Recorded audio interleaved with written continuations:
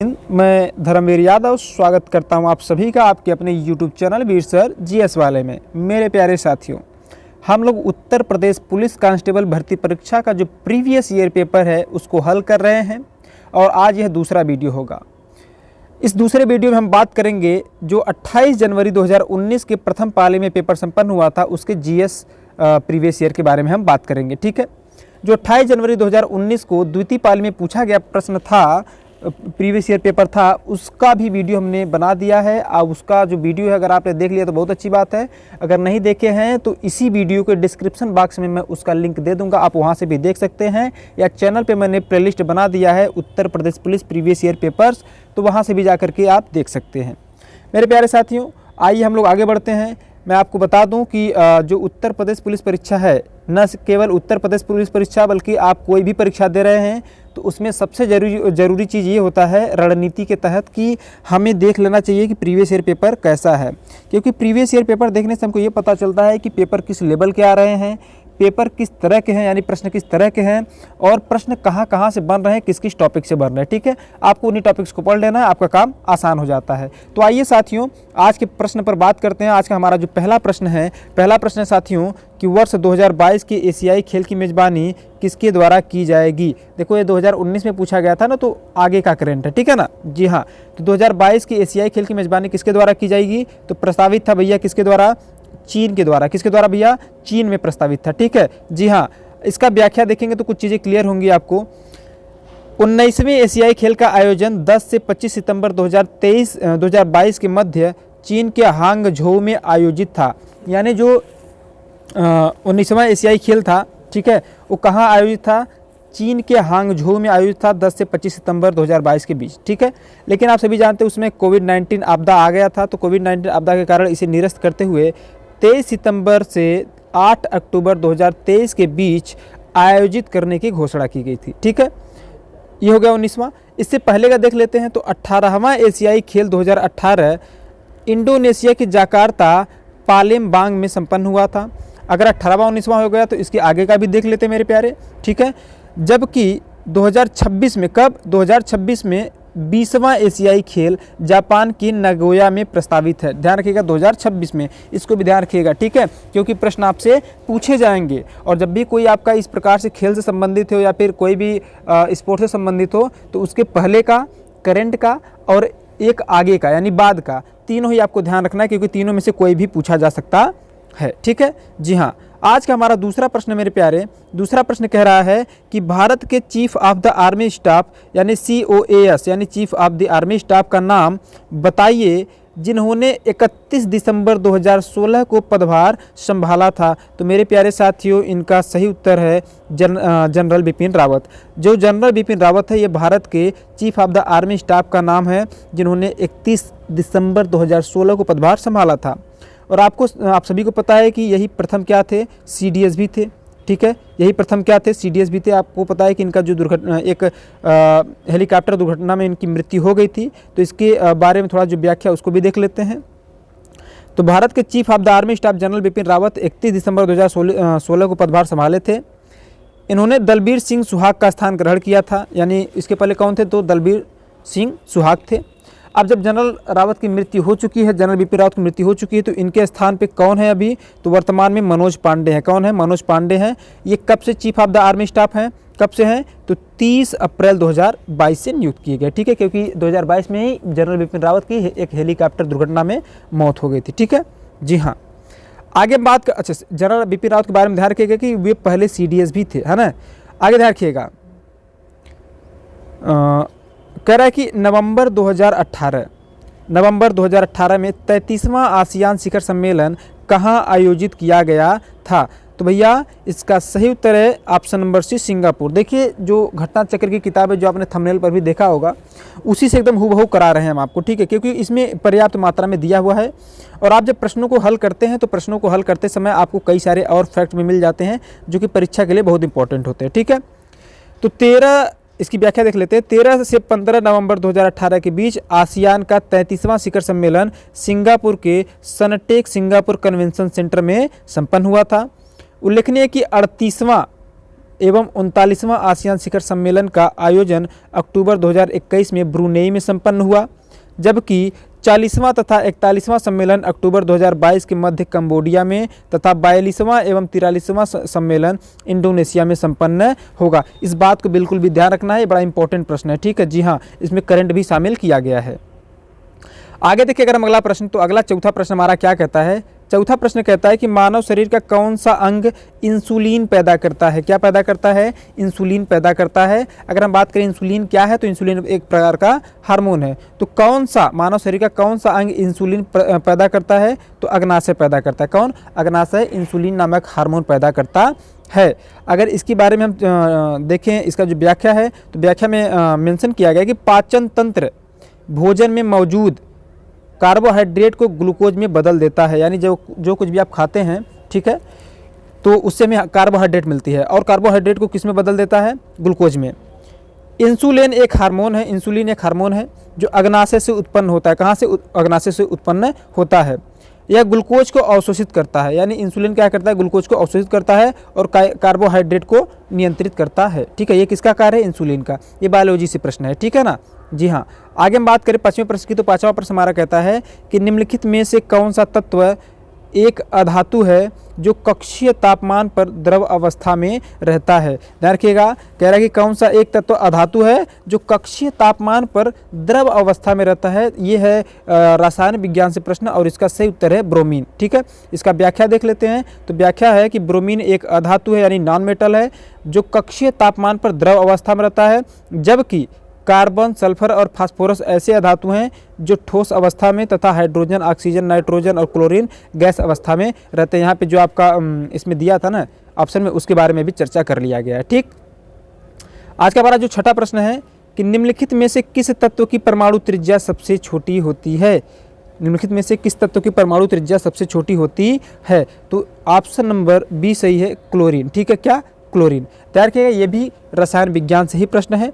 इसकी व्याख्या को देख लेते हैं। तो इसकी व्याख्या कहता है कि परमाणु त्रिज्या को परमाणु के नाभिक और परमाणु के सबसे बाहरी आवरण के बीच सबसे छोटी दूरी के रूप में भी परिभाषित किया जाता है। दिए गए तत्वों में परमाणु त्रिज्या बढ़ते क्रम में निम्नवत है, यानी कि जो आपको ऑप्शन में दिया गया है उसमें बात कर रहा है, ठीक है। तो सबसे कम किसका है? क्लोरीन का। फिर उसके बाद सोडियम का, मतलब क्लोरीन का है। फिर क्लोरीन से ज़्यादा किसका है? सोडियम का। सोडियम ज़्यादा किसका है? कैल्शियम का। और कैल्शियम से ज़्यादा किसका है? ब्रोमीन का, ठीक है। जो ऑप्शन में दिया गया है केवल उसी की बात किया जा रहा है, ठीक। जी हाँ, तीसरा प्रश्न ये भी देखिए रसायन से है, ठीक है। तो तीसरा प्रश्न कहता है कि CH3COOCH2CH3 किसका सूत्र है? तो ये सूत्र है मेरे प्यारे एथिल एथेनाइट का। किसका? सॉरी, एथिल एथेनोट का है, ठीक है। जी हाँ, यहाँ आप देख पा रहे होंगे कि इसका जो सूत्र है उत्तर ऑप्शन में बना हुआ है, ठीक है। जी हाँ, आगे है आठवां प्रश्न। देखिए रसायन विज्ञान का जो प्रश्न होता है ना, थोड़ा सा लोग पढ़ते नहीं हैं इसको। साइंस वाले स्टूडेंट ही जल्दी मतलब आसानी से कर सकते हैं। अगर आपको पढ़ना, देखिए 3 प्रश्न तो आपको मिल गए यहीं से। कहाँ से? रसायन विज्ञान से, ठीक है। तो ऐसा नहीं कि आपको पूरा रसायन विज्ञान ही पढ़ लेना है। तो अभी जो महत्व है प्रश्नों का हर सेक्शन से बढ़ रहे हैं, तो हमको हर टॉपिक मतलब पढ़ के चलना है, ठीक है। जी हाँ, आगे ऊपर देखे होंगे यदि आप, तो विज्ञान से आपको सारे प्रश्न अभी तक दिखे हैं, ठीक है। विज्ञान और करंट से, है ना। आगे देखिए, आगे भी देखिए विज्ञान से ही है ना। प्रश्न है कि द्रवों का घनत्व नापने के लिए किस उपकरण का उपयोग किया जा सकता है? तो इसका सही उत्तर है पिक्नोमीटर। क्या? पिक्नोमीटर। इसकी व्याख्या देखें तो कह रहा है, देखिए इसमें और जो एनीमोमीटर, बेवामीटर, यूडियोमीटर, पिक्नोमीटर है, तो इनके बारे में भी, सबके बारे में चर्चा किया गया यहाँ पे कि जो एनीमोमीटर है इसके माध्यम से पृथ्वी तल के पवन का वेग मापा जाता है। बेवामीटर के द्वारा क्या किया जाता है? तो मिट्टी के यांत्रिक गुणों का मापन किया जाता है। यूडियोमीटर की बात करें तो यह दहन के बाद गैस मिश्रण के आयतन में परिवर्तन का मापन किया जाता है इसके द्वारा। पिक्नोमीटर का उपयोग द्रवों का घनत्व नापने के लिए किया जाता है, ठीक है। जी हाँ, आगे अगर हम बात करें 9वें प्रश्न की, तो 9वां प्रश्न है, ये इतिहास से, कि केंद्रीय विश्वविद्यालय बाबा साहेब भीमराव अम्बेडकर विश्वविद्यालय विद्या विहार किस शहर में स्थित है? यानी केंद्रीय विश्वविद्यालय बाबा साहेब भीमराव अम्बेडकर विश्वविद्यालय विद्या विहार किस शहर में स्थित है? तो यह कहाँ है? तो यह है लखनऊ में है। कहाँ है? लखनऊ में। यह एक केंद्रीय विश्वविद्यालय, भी ध्यान रखिएगा, ठीक है। जी हाँ, तो केंद्रीय विश्वविद्यालय बाबा साहेब भीमराव अम्बेडकर विद्यालय विद्या विहार कहाँ स्थित है? लखनऊ में स्थित है। इस विद्यालय की स्थापना कब हुआ था? तो 10 जनवरी 1996 को की गई थी। ये भी ध्यान रखना कि इसकी स्थापना कब किया गया था? तो 10 जनवरी 1996 को किया गया था। ठीक है जी हाँ। अगर हम 10वें प्रश्न की बात करें तो 10वां प्रश्न क्या कहता है हमारा, ध्यान दीजिएगा। 10वां प्रश्न कहता है कि उत्तर प्रदेश पुलिस का मुख्यालय कहाँ स्थित है? तो ये सभी को पता है कि प्रयागराज में। कहाँ पे है? प्रयागराज में। उत्तर प्रदेश पुलिस का मुख्यालय कहाँ है? प्रयागराज। पहले इलाहाबाद होता था, ठीक है, अभी प्रयागराज नाम हो गया। ठीक जी हाँ। व्याख्या देख लेते हैं। तो व्याख्या में कह रहा है कि उत्तर प्रदेश पुलिस का मुख्यालय सरोजनी नायडू मार्ग प्रयागराज में स्थित था। ठीक है, लेकिन 7 जून 2019 से यह सिग्नेचर बिल्डिंग लखनऊ में स्थानांतरित हो गया। कहाँ पे? लखनऊ में स्थानांतरित हो गया। ध्यान रखिएगा, 2019 से पहले जो पुलिस का मुख्यालय था वो कहाँ था? तो सरोजनी मार्ग कहाँ था? सरोजनी नायडू मार्ग लखनऊ में था, सॉरी प्रयागराज में था। लेकिन 7 जून 2019 से यह कहाँ हो गया? सिग्नेचर बिल्डिंग लखनऊ में स्थानांतरित हो गया। कहाँ पे? लखनऊ में। तो यदि अगर आपसे पूछता है वर्तमान में पुलिस मुख्यालय कहाँ है, उत्तर प्रदेश पुलिस मुख्यालय कहाँ है, तो कहाँ है मेरे प्यारे? तो लखनऊ में। कहाँ है? लखनऊ में। ठीक है, सिग्नेचर बिल्डिंग लखनऊ में है। 11वां प्रश्न है कि उत्तराखंड किस वर्ष अस्तित्व में आया? ये जो प्रश्न है इसके पहले वाले जो पेपर मैंने करवाया प्रीवियस ईयर उसमें भी था। तो उत्तराखंड राज्य का जो गठन था वो हुआ था वर्ष 2000 में। और मैंने आपको बताया था कि वर्ष 2000 में 3 राज्यों का गठन किया गया था। वे तीनों कौन कौन से थे? एक तो था भैया आपका छत्तीसगढ़, दूसरा था उत्तराखंड और तीसरा था झारखंड। अगर छत्तीसगढ़ की बात करें तो यह 1 नवंबर 2000 को गठित हुआ था, उत्तराखंड 9 नवंबर 2000 को गठित हुआ था और झारखंड 15 नवंबर 2000 को गठित हुआ था। ठीक है जी हाँ। यहाँ उत्तराखंड की बात कर रहा है तो इसकी व्याख्या के बारे में हम लोग देख लेते हैं, ध्यान दीजिएगा। 9 नवंबर 2000 को उत्तराखंड राज्य उत्तर प्रदेश से अलग होकर अस्तित्व में आया था। मैंने बताया था कि उत्तर प्रदेश के 13 जिलों को काट करके उत्तराखंड बनाया गया था। और जब उत्तराखंड राज्य बना तो भारत का कौन सा राज्य बना था? 27वां राज्य बना था। ठीक है, जबकि इसी वर्ष 2 और राज्य अस्तित्व में आए थे। 1 नवंबर 2000 को छत्तीसगढ़ 26वां राज्य बना था और 27वां तो उत्तराखंड बन गया था। और 15 नवंबर 2000 को झारखंड 28वां राज्य बना था। ठीक है, और आपको अगर आपसे कभी पूछ ले कि 29वां राज्य कौन बना था, तो 29वां राज्य बना था तेलंगाना, जो कि 2014 में बना था। 2 जून 2014 को काट करके बना था। और तेलंगाना किस राज्य को काट के बना था? तो आंध्र प्रदेश राज्य को काट के बना था। ठीक है जी हाँ। आगे हैं कि अच्छा, इसमें अगर जैसे आपसे बात करें छत्तीसगढ़ किससे काट के बना था? तो मध्य प्रदेश से कट के बना था। झारखंड किससे कट के बना था? तो झारखंड बिहार से कट के बना था। और उत्तराखंड उत्तर प्रदेश से कट के बना था। ठीक है, देखिए यहाँ मेंशन भी किया गया है कि भारत का 29वां राज्य तेलंगाना 2 जून 2014 को आंध्र प्रदेश से अलग होकर अस्तित्व में आया था। ठीक है, और अगर अभी बात करें वर्तमान में 26 जनवरी 2020 से भारत में कुल 28 राज्य और 8 केंद्र शासित प्रदेश है। ये एकदम लेटेस्ट डाटा है, इसको याद रखिएगा। ठीक है, कितने हैं? 28 राज्य तथा 8 केंद्र शासित प्रदेश हैं। ठीक है जी हाँ। देखिए बहुत सारे प्रश्न तो आपको जो 2000 ये जो अभी आया 2023 व 24 वाली वैकेंसी, बहुत सारे प्रश्न तो आपको प्रीवियस ईयर से ही मिल जाएंगे। ठीक है, तो इसकी इसीलिए मिस मत करिएगा एक भी एपिसोड को। ठीक है जी हाँ। देखिए कह रहा है आपसे कह रहा है कि जो बरसाना होली है, ठीक है, के साथ खेली जाती है। किसके साथ खेली जाती है भाई? बताइए किसके साथ खेली जाती है बरसाना होली? किसके साथ खेली जाती है? ऑप्शन है आपके पास, क्या है? टमाटर, दूध, पत्थर तथा डंडे। बताएं किसके साथ खेली जाती है? आपके समक्ष ये 4 ऑप्शन है मेरे प्यारे, तो मैं बता देता हूँ। तो जो बरसाना होली है यह दूध के साथ खेली जाती है। किसके साथ खेली जाती है? दूध के साथ खेली जाती है। अब मतलब अब कहेंगे दूध के साथ, तो इसका जरा व्याख्या देखिए, तो व्याख्या से आपको बहुत सारी चीज़ें क्लियर हो जाएंगी। तो जो बरसाना की लठमार होली है, यह फागुन माह के शुक्ल पक्ष की नवमी को मनाई जाती है, पहली बात। दूसरी बात कि इस दिन नंदगांव के ग्वाल होली खेलने राधा के बरसाना गांव जाते हैं। कहाँ के? नंदगांव के जो ग्वाल होते हैं ना, होली खेलने कहाँ जाते हैं?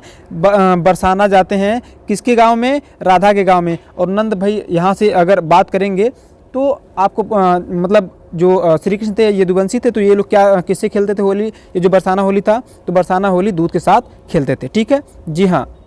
आगे देखिएगा 13वां प्रश्न कह रहा है कि उत्तर प्रदेश में आयोजित काम्पिल मेला किस समुदाय से जुड़ा हुआ है? यानी उत्तर प्रदेश के मेलों को भी देखना हमको। अगर हम पिछला प्रश्न देखें जो पिछला प्रीवियस ईयर था, वहाँ भी मेले से प्रश्न पूछा था कि कौन सा मेला है जो आगरा मनाया जाता है, जो शिव को यानी कि भगवान शिव को समर्पित था। ठीक है, वहाँ पे भी बताया गया था। तो यहाँ पे ये प्रश्न है कि उत्तर प्रदेश में आयोजित काम्पिल मेला किस समुदाय से जुड़ा हुआ है? तो ये जैन समुदाय से जुड़ा है। किससे? जैन समुदाय से जुड़ा है। अगर इसकी व्याख्या की बात करें तो उत्तर प्रदेश में आयोजित काम्पिल मेला जैन समुदाय से जुड़ा है। यह जो मेला है 5 दिन तक चलता है और कब चलता है? मार्च माह में फर्रुखाबाद ज़िले में आयोजित होता है। यानी उत्तर प्रदेश के फर्रुखाबाद ज़िले में 5 दिवसीय मेला लगता है। कौन? काम्पिल मेला, जो कि किस समुदाय से संबंधित है? जैन समुदाय से संबंधित है। 14वें प्रश्न की बात करें तो 14वां प्रश्न हमारा कहता है, खालिस्तान भारत में कथक नृत्य के या की एक शास्त्रज्ञ हैं। देखिए, मैंने आपको जो शास्त्रीय नृत्य है उसके बारे में भी पूरा डिटेल से बताया हुआ है और मैंने ये बताया कि जो कथक नृत्य है, ठीक है, कथक जो शास्त्रीय नृत्य है, ये किस राज्य का शास्त्रीय नृत्य है? तो यह उत्तर प्रदेश राज्य का एकमात्र शास्त्रीय नृत्य है। और जो शास्त्रीय नृत्य से जुड़े हुए शास्त्रज्ञ थे या जो कलाकार थे उनके बारे में ही मैंने आपको बताया था। और उनमें सबसे पहले अगर आप देखेंगे तो मैंने सबसे पहले किसका नाम लिया है? पंडित बिरजू महाराज का नाम लिया था। किसका? पंडित बिरजू महाराज का नाम लिया था। उसमें मैंने शंभू महाराज का भी नाम लिया था। उसमें मैंने सितारा देवी का भी नाम लिया था। अगर आप ध्यान से देखें तो यदि आप लोगों ने शास्त्रीय नृत्य वाला वीडियो नहीं देखा है तो मैंने यूपीपी स्टैटिक जी के नाम से एक प्लेलिस्ट बनाया हुआ है, तो आप वहां से भी जाकर के देख सकते हैं। स्टैटिक जी के नाम से एक प्लेलिस्ट है, आप वहां से भी वीडियो को देख सकते हैं। ठीक है, उस वीडियो का जो लिंक है मैं इस वीडियो के डिस्क्रिप्शन बॉक्स में भी दे दूंगा, आप लोग वहां से भी देख सकते हैं। आगे यदि हम बात करें 15वें प्रश्न की, तो जो हमारा 15वां प्रश्न है साथियों, 15वां प्रश्न क्या कहता है? ये कहता है कि निम्नलिखित में से कौन सा उत्तर प्रदेश पुलिस विभाग की चयन प्रक्रिया के चरणों में से एक नहीं है? तो कौन नहीं है? भाषा परीक्षा। आप सभी लोग जानते हैं कि जो भी पुलिस की भी वैकेंसी आई है उसमें कौन कौन सा आपको जरूरी है। तो सबसे पहले तो भाई लिखित परीक्षा तो होगा ही होगा, ठीक है, यानी कि शैक्षिक योग्यता आपकी देखी जाएगी, फिर शारीरिक परीक्षण होगा, फिर आयु पात्रता होगा, ठीक है, जी हाँ। तो इसमें आयु पात्रता, शारीरिक परीक्षण तथा शैक्षिक योग्यता होगा, जबकि भाषा परीक्षण इसमें नहीं होगा। जी हाँ, अगर हम इसकी व्याख्या देखें तो व्याख्या हमारा क्या कहता है? व्याख्या कहता है कि यूपी पुलिस विभाग की चयन प्रक्रिया के चरणों में शारीरिक परीक्षण, शैक्षिक योग्यता, आयु पात्रता शामिल है, जबकि भाषा परीक्षण शामिल नहीं है। ध्यान रखिएगा, ठीक है, जी हाँ। 16वें प्रश्न की अगर हम बात करें तो 16वां प्रश्न क्या कहता है? 16वां प्रश्न कहता है कि एक पौराणिक कथा के अनुसार किस देवता ने दशाश्वमेध घाट पर किए जाने वाले दशाश्वमेध यज्ञ के दौरान 10 घोड़ों की बलि दी थी? तो इसका सही उत्तर है ऑप्शन नंबर बी, भगवान ब्रह्मा ने। ये पौराणिक कथाओं के अनुसार कहा जाता है ना कि भगवान ब्रह्मा ने दशाश्वमेध घाट पर, और दशाश्वमेध घाट कहाँ है? हमारे उत्तर प्रदेश के वाराणसी में, ठीक है, काशी जिला में गंगा नदी के तट पे है, ठीक है। अगर आप आएंगे तो यहाँ का जो सुहावना होता, मतलब शाम को आरती होती है दशाश्वमेध घाट पे, यानी कि तो यहाँ का जो दृश्य होता है बड़ा ही सुंदर होता है। कभी देखिए, है ना, शाम के समय आइए, भगवान शिव का पूजा कीजिए, है ना, आप देख भी सकते हैं, सारी चीज़ें यहाँ पे मौजूद रहती हैं। तो पौराणिक कथाओं के अनुसार भगवान ब्रह्मा थे जिन्होंने दशाश्वमेध घाट पर दशाश्वमेध यज्ञ के दौरान 10 घोड़ों की बलि दी थी, ठीक है, जी हाँ। इसका व्याख्या देख लेते हैं। तो व्याख्या क्या है? कह रहा है कि दशाश्वमेध घाट वाराणसी के गंगा नदी के किनारे स्थित सभी घाटों में सर्वाधिक प्राचीन घाट है। किंवदंतियों के अनुसार भगवान ब्रह्मा ने भगवान शिव को निर्वासन से वापस बुलाने के लिए दशाश्वमेध यज्ञ के दौरान 10 घोड़ों की बलि दी थी, ठीक है, जी हाँ। आगे हम बात करें 17वें प्रश्न की, तो 17वां प्रश्न क्या कहता है? ध्यान दीजिएगा। 17वां प्रश्न कहता है कि भारत में बहादुरी का सर्वोच्च पुरस्कार निम्नलिखित में से कौन सा है? बहादुरी से संबंधित सर्वोच्च पुरस्कार जो है वो परमवीर चक्र है। क्या है? परमवीर चक्र है साथियों, ठीक है, जी हाँ। इसकी आइए व्याख्या को हम लोग देख लेते हैं। तो व्याख्या कहता है कि परमवीर चक्र जो है किस क्षेत्र में दिया जाता है? तो सेना के क्षेत्र में। तो परमवीर चक्र सेना से मिलने वाला सबसे बड़ा वीरता पुरस्कार है। यह पुरस्कार उन बहादुर सैनिकों को प्रदान किया जाता है जो युद्ध काल में वीरता, बहादुरी जैसे साहसिक कार्य किए गए होते हैं, जिनके द्वारा किया गया होता है, ये उन्हीं को मिलता है, ठीक है, जी हाँ। जैसे अगर हम बात करें किसको किसको मिला है, तो अभी आप जानते हैं कि मेजर योगेंद्र यादव को मिला है, उसके बाद विक्रम बत्रा को मिला है, इस प्रकार से मनोज पांडे को मिला है, ठीक है। तो ये सब क्या थे? कारगिल युद्ध के बड़े हीरो थे और इनको मिला था क्या? परमवीर चक्र, ठीक है, जी हाँ। तो परमवीर चक्र जो है जो वीरता और बहादुरी जैसे साहसिक कार्य करता है उसी को मिलता है। इसी में जो जिक्र किया गया अशोक चक्र शांति के समय का सबसे बड़ा उच्च वीरता का पदक है, ठीक है। जो अशोक चक्र है शांति के समय का सबसे उच्च वीरता का पदक है। यह पुरस्कार राष्ट्रपति द्वारा सैनिकों और असैनिकों को असाधारण वीरता, शूरता या बलिदान के लिए दिया जाता है। यानी जो अशोक चक्र है ये शांति के समय का सबसे उच्च वीरता का पुरस्कार है। आप चाहे सैनिक हो चाहे सैनिक नहीं हो, अगर आप कोई असाधारण वीरतापूर्वक, कोई शूरतापूर्वक अपना बलिदान देते हैं तो उसके लिए आपको दिया जाएगा, ठीक है, जी हाँ। और बलिदान अगर देते हैं तो भाई सामान्य सी बात है कि आपको मरणोपरांत ही ये दिया जाएगा। 18वां जो प्रश्न है कह रहा है कि माई पैसेज फ्रॉम इंडिया द्वारा लिखी गई एक किताब है। मैंने आपको बताया था कि किताब यानी पुस्तक और लेखक से भी आपसे प्रश्न पूछा जाएगा, ठीक है। तो ध्यान रखिएगा, इसका जो सही उत्तर ऑप्शन नंबर डी है, इस्माइल मर्चेंट। यानी इस्माइल मर्चेंट द्वारा लिखा गया जो पुस्तक है कौन सा है, माई पैसेज फ्रॉम इंडिया, किसके द्वारा लिखा गया, इस्माइल मर्चेंट के द्वारा, ठीक है जी हाँ। आगे देख लेते हैं 19वां प्रश्न। 19वां प्रश्न है कि विश्व पर्यावरण दिवस किस दिन मनाया जाता है। तो बड़ा ही आसान सा प्रश्न है, कई बार इसको आप न सिर्फ यूपीपी में बल्कि एसएससी से ले करके इसमें टेट सुपर टेट में हर जगह पूछा जाता है। तो इसका सही उत्तर ऑप्शन नंबर 5 जून, ठीक है। तो विश्व पर्यावरण दिवस 5 जून को मनाया जाता है। कब मनाया, 5 जून को मनाया जाता है। जबकि पृथ्वी दिवस 22 अप्रैल को मनाया जाता है और मातृ दिवस 8 मई को मनाया जाता है, ठीक है। 22 अप्रैल को पृथ्वी दिवस, 8 मई को मातृ दिवस मनाया जाता है और 5 जून को पर्यावरण दिवस मनाया जाता है। आगे यदि हम बात करें 20वें प्रश्न की, तो 20वां प्रश्न है कि जेट इंजन का आविष्कार किसने किया था, किन्होंने किया था। तो इसका सही उत्तर option number B, sir Frank Whittle. कौन, सर फ्रैंक व्हिटल ने किया था किसका, जेट इंजन का आविष्कार, ठीक है। अगर हम इसकी व्याख्या की बात करें तो जेट इंजन का आविष्कार सर फ्रैंक व्हिटल नामक ब्रिटिश रॉयल वायुसेना के इंजीनियर ने किया था। बाद में जर्मनी के हंस ओन ओहेन ने ऑपरेशन टर्बोजेट इंजन को डिजाइन किया, ठीक है जी हाँ। अब इसी क्रम में अगर हम 21वें प्रश्न की बात करें तो 21वां प्रश्न कहता है साथियों कि निम्नलिखित में से कौन सा सामाजिक मीडिया नेटवर्क एक सार्वजनिक रूप से सूचीबद्ध कंपनी नहीं है। तो इसका सही उत्तर ऑप्शन नंबर डी, जो कोरा है, ठीक है, QUORA, कोरा, ये क्या है, ये है मतलब सामाजिक यानी कि सोशल मीडिया नेटवर्किंग साइट नहीं है जो सार्वजनिक रूप से सूचीबद्ध कंपनी के अंतर्गत नहीं आता है, ठीक है। जबकि ट्विटर, फेसबुक, वाइबो, ये सभी क्या हैं, ये सभी सामाजिक मीडिया यानी कि जो सोशल मीडिया नेटवर्क साइट हैं, जी हाँ। आगे हम बात करें, अच्छा उसके अलावा व्हाट्सअप भी है लेकिन हालांकि व्हाट्सअप ऑप्शन में नहीं है, ठीक है। तो ध्यान रखिएगा, ट्विटर, फेसबुक, वाइबो नामक सामाजिक मीडिया नेटवर्क सार्वजनिक रूप से सूचीबद्ध कंपनियां हैं। कोरा इसमें शामिल नहीं है। यह एक मंच है जहां लोग एक जगह एकत्रित होकर विचार विमर्श करते हैं और एक मत चुनते हैं, ठीक है जी हाँ। आगे बात करें 22वें प्रश्न पर, तो 22वां प्रश्न हमारा कहता है कि किस भारतीय राज्य में सर्वाधिक क्षेत्र में वन स्थित है। तो मध्य प्रदेश का सबसे सही उत्तर है। कई बार ये प्रश्न पूछा गया है तो ध्यान रखिएगा, ठीक है।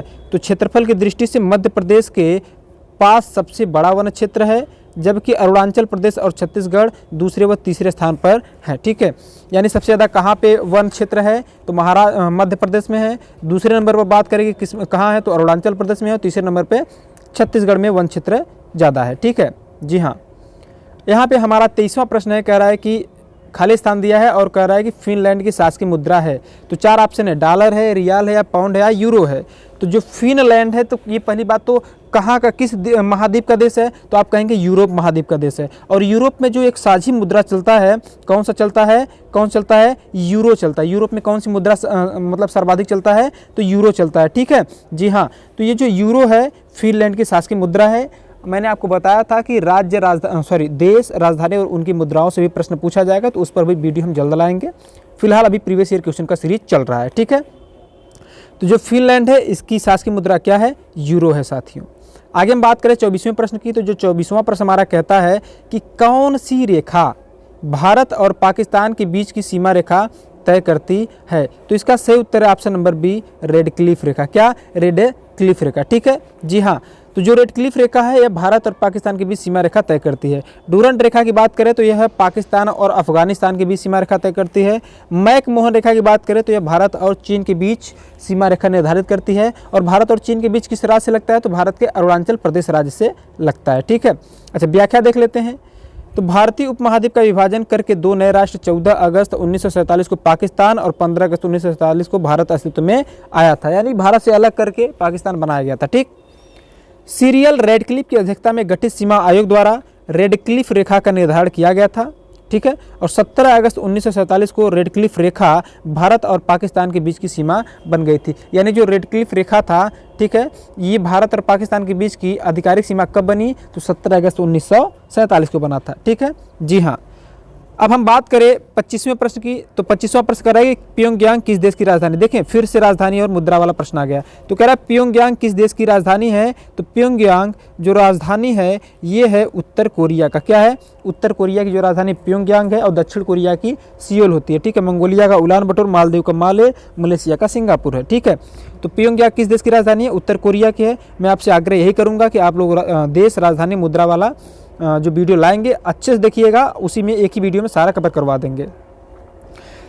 हाँ, तो अच्छा ये तो हो गया। 26वां प्रश्न हम लोग देख लेते हैं। 26वां प्रश्न हमारा कह रहा है कि निम्नलिखित में से कौन सा संयुक्त राज्य अमेरिका का राज्य नहीं है। अब संयुक्त राज्य अमेरिका में आपको पहले बता दूं कि संयुक्त राज्य अमेरिका में जो पूरे राज्य हैं कितने हैं, 50 राज्य हैं। अब इन चारों में कह रहा है कि इन चारों में ही कौन सा राज्य ऐसा है, कौन सा शहर ऐसा जो अमेरिका का नहीं है। तो इसका सबसे सही उत्तर है अटलांटा, यानी जो अटलांटा है वो अमेरिका का एक राज्य नहीं है। जबकि लुइजियाना, मिनेसोटा, न्यूयॉर्क, ये सभी कहाँ के हैं, अमेरिका के राज्य हैं। ठीक है जी हाँ, आगे हम बात कर लेते हैं। अच्छा, अगर अटलांटा की बात करें तो ध्यान रखिएगा अटलांटा अमेरिका का बिल्कुल भी राज्य नहीं है। ठीक है ना। 27वां प्रश्न अगर हमारे सामने, 27वें प्रश्न की अगर हम बात करें तो 27वां प्रश्न कहता है कि लक्षद्वीप के लोग मलयालम के अलावा दूसरी कौन सी भाषा बोलते हैं। तो कौन सी भाषा बोलते हैं, मल्ल भाषा बोलते हैं। कौन सा, मल्ल भाषा बोलते हैं। आपको पता है कि जो लक्षद्वीप है वो केरल के तरफ अरब सागर में स्थित है। कौन, लक्षद्वीप। लक्षद्वीप क्या है, हमारा एक केंद्र शासित प्रदेश है, और जो केंद्र शासित प्रदेश यानी लक्षद्वीप का जो भाषा है वो क्या है, मलयालम है। ठीक है जी हाँ, आपसे पूछा गया था पीटी में भी, तो ध्यान रखिएगा जो लक्षद्वीप की भाषा क्या है, मलयालम है। यहाँ पे अगर हम देख लेते हैं कि दूसरी भाषा कौन सी बोलते हैं, तो दूसरी भाषा बोली जाने वाली लक्षद्वीप में कौन सी है, तो क्या है, मल्ल है। ठीक है जी हाँ। 28वां प्रश्न, 28वां प्रश्न कह रहा है कि शिवाजी के छोटे बेटे का नाम बताइए जो तीसरे छत्रपति थे। तो उनका नाम है राजा राम। क्या है, उनका नाम है राजा राम। तो जो शिवाजी महाराज के है ना छोटे पुत्र थे उनका नाम राजा राम है। तो शिवाजी महाराज की अगर हम बात करें कितने पुत्र थे, तो 2 पुत्र थे। बड़े पुत्र थे संभाजी महाराज। ठीक है, और ये जो संभाजी महाराज थे इनका जन्म किससे हुआ था, तो साईबाई से हुआ था। और जो छोटे पुत्र राजा राम थे इनका जन्म सोयराबाई से हुआ था। ठीक है, और राजा राम तीसरे छत्रपति थे। और दूसरा छत्रपति पूछिए तो संभाजी थे, और प्रथम कौन था, तो प्रथम तो भैया शिवाजी ही थे। ठीक है जी हाँ। अच्छा ध्यान रखिएगा, 29वां प्रश्न आपसे कह रहा है कि खालिस्तान दिया, पूछ रहा है कि उड़ीसा से प्रारंभ एक प्राचीन लोक नृत्य का नाम बताइए। क्या, प्राचीन लोक नृत्य का नाम बताइए। देखिए लोक नृत्य से भी प्रश्न पूछ लिया है, और मैंने लोक नृत्य और शास्त्रीय नृत्य दोनों पर ही वीडियो बना करके डाला हुआ है। आप सभी वीडियो को जरूर देखें, स्टैटिक जरूर पूछता है आपसे। ठीक है, तो इसका सही उत्तर ऑप्शन नंबर डी, घुमरा। ठीक है, क्या, घुमरा। ध्यान रखिएगा जो घुमरा नृत्य है ये कहाँ का है, उड़ीसा से प्रारंभ एक प्राचीन लोक नृत्य है। यह लोक नृत्य मुख्यतः है मार्शल आर्ट से प्रेरित है। किस नृत्य से, मतलब किससे प्रेरित है, मार्शल आर्ट से प्रेरित है। कौन सा लोक नृत्य, घुमरा। और ये कहाँ का है, उड़ीसा का प्राचीनतम नृत्य। ठीक है जी हाँ। प्रश्न नंबर 30 ये कहता है कि वर्ष 2018 के केंद्रीय बजट में भारत के राष्ट्रपति का वेतन प्रतिमाह कितने तक कर दिया गया। यानी 2018 से पहले भारत का जो राष्ट्रपति का वेतन था वो कितना था, वो बहुत कम था। ठीक है, कितना था, बहुत कम था। लेकिन वर्तमान में 2018 से कितना कर दिया गया, 5 लाख कर दिया गया। कितना, 5 लाख कर दिया गया है प्यारे। ठीक है जी हाँ। यहाँ व्याख्या देख लेते हैं, व्याख्या क्या कह रहा है, कह रहा है कि वर्ष 2018 के केंद्रीय बजट में भारत के राष्ट्रपति का वेतन बढ़ा करके 5 लाख रुपए कर दिया गया, और उपराष्ट्रपति का वेतन 4 लाख। आपसे हो सकता है कि डायरेक्ट प्रश्न पूछ ले कि भारत के जो राष्ट्रपति हैं उनका वेतन कितना होता है, तो 5 लाख होता है, और उपराष्ट्रपति का वेतन कितना होता है, तो 4 लाख रुपए होता है। ठीक है, और राज्य के राज्यपालों का अगर वेतन पूछे तो राज्य के जो राज्यपाल है वर्तमान में उनके वेतन कितने हैं, 3.5 लाख रुपए हैं। ठीक है जी हाँ। अब और अभी तक इनका वेतन वही है, 5, 4 और 3.5। ठीक है जी हाँ। 31वें प्रश्न की अगर हम बात करें तो 31वां प्रश्न हमारा कहता है कि भारत अपने नारियल के वार्षिक उत्पादन में और इंडोनेशिया के बाद तीसरे स्थान पर है। किस देश के बाद, यानी दूसरे नंबर पे कौन है। ठीक है, तो आपसे इसका सही उत्तर है ऑप्शन नंबर फिलीपींस। क्या, फिलीपींस। तो कह रहा है कि भारत अपने नारियल के वार्षिक उत्पादन में फिलीपींस और इंडोनेशिया के बाद तीसरे स्थान पर है। यानी फिलीपींस क्या है, पहले नंबर पे है, इंडोनेशिया दूसरे नंबर पे है, और भारत तीसरे नंबर पे है साथियों। ठीक है जी हाँ। इसकी व्याख्या देख लेते हैं हम लोग, व्याख्या क्या कह रहा है। व्याख्या कहता है कि वर्ष 2019 के संदर्भ में FAO द्वारा जारी आंकड़ों के अनुसार नारियल के उत्पादन में भारत का स्थान तीसरा है, जबकि इंडोनेशिया और फिलीपींस क्रम से प्रथम और द्वितीय स्थान पर है। ठीक है, यानी इंडोनेशिया प्रथम पे है। ठीक है, और फिलीपींस दूसरे पर। ये भी बात ध्यान रखिए, मैंने फिलीपींस को पहला बता दिया नहीं, फिलीपींस दूसरे पर है, इंडोनेशिया पहले पर है, भारत तीसरे पर था। ठीक है, ये उस समय की बात है। हाँ जी हाँ, जबकि 2020 के संदर्भ में फिर FAO का जो आंकड़ा जारी हुआ था, इसके अनुसार इंडोनेशिया प्रथम पर और भारत द्वितीय पर आ गया था, फिलीपींस तीसरे स्थान पर आ गया था। ठीक है जी हाँ, तो ये राष्ट्रीय और अंतर्राष्ट्रीय संगठन से भी है, फसलों से है, कृषि से भी है, तो उसके बारे में भी हम लोग जान लेंगे। 32वां प्रश्न हमारा क्या कहता है? 32वां प्रश्न कह रहा है कि 24 जनवरी 1950 को संविधान सभा के 284 सदस्यों ने हस्तलिखित संविधान पर हस्ताक्षर किए, जिसमें कुल कितने महिलाएं शामिल थे? ठीक है, ध्यान रखिएगा, 24 जनवरी 1950 को संविधान सभा का अंतिम बैठक हुआ था, यानी कि 12वां बैठक हुआ था। ठीक है, और इस दिन जो संविधान सभा था, जो हस्तलिखित संविधान था, पांडुलेखन संविधान था, उस पर 284 लोगों ने साइन किया था, हस्ताक्षर किया था। ठीक है, यानी 284 लोगों ने संविधान पर हस्ताक्षर किया था, जिसमें कुल कितने महिलाएं शामिल थी? तो 15 महिलाएं शामिल थी। ठीक है, यानी कि 15 महिलाओं ने भी हस्ताक्षर किया था। ठीक, अगर आपसे बात करें कि सबसे पहले किसने हस्ताक्षर किया था, तो पंडित जवाहरलाल नेहरू ने, और सबसे अंतिम में किसने हस्ताक्षर किया था? तो सबसे अंतिम में हस्ताक्षर किए थे डॉक्टर राजेंद्र प्रसाद। और यहाँ पर अगर 15 महिलाएं जो थीं जिन्होंने मतलब कि साइन किया हुआ था, इनके नाम भी जान लेते हैं। और मैं आपको ये भी बता दूं कि पूरे संविधान सभा में 15 महिलाएं थी भी। ठीक है जी हाँ, तो इन 15 में कौन कौन नाम है जान लीजिए। अम्मू स्वामीनाथन, दयाक्षिणी वेलायुधन, बेगम एजाज रसूल, या फिर इनको बेगम अय्याज रसूल भी कहते हैं, दुर्गाबाई देशमुख, हंसा जीवराज मेहता, कमला चौधरी, लीला राय, मालती चौधरी, पूर्णिमा बनर्जी, राजकुमारी अमृत कौर, रेणुका रे, सरोजनी नायडू, सुचेता कृपलानी, विजयालक्ष्मी पंडित, एन्नी मस्क्रेने। ठीक है, तो ये 15 महिलाएं थी जो कि 24 जनवरी 1950 को संविधान पर हस्ताक्षर की थी। 33वां हमारा प्रश्न है कि काकोरी रेलकांड या फिर काकोरी रेलगाड़ी लूटपाट की कल्पना राम प्रसाद बिस्मिल और किसने की थी?